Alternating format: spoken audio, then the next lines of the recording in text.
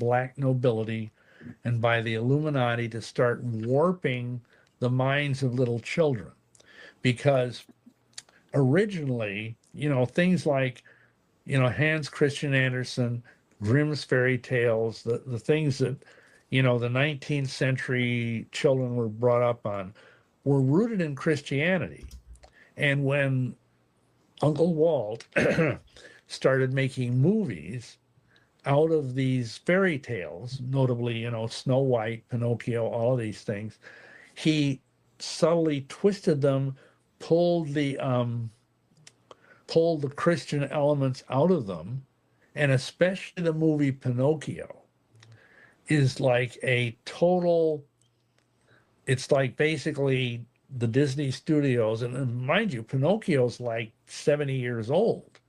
I mean, I think it came out in the early 50s, and it's like a hidden thing of what the dark people are doing, because it's about the corruption of this child, of this, he's a puppet, but he gets in with these bad kids, and they go to this island.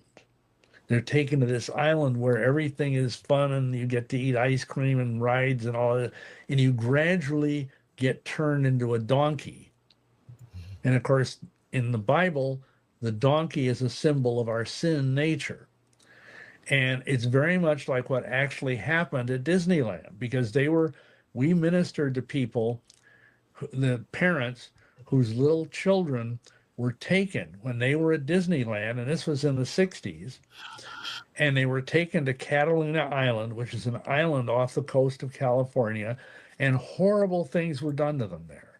And they were basically turned into sexual zombies.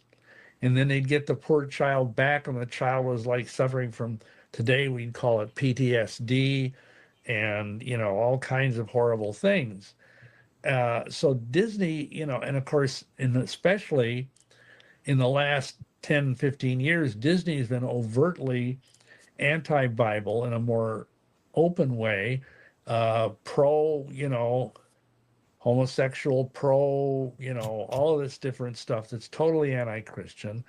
And from the very beginning, Disney and the studio have been promoting the occult.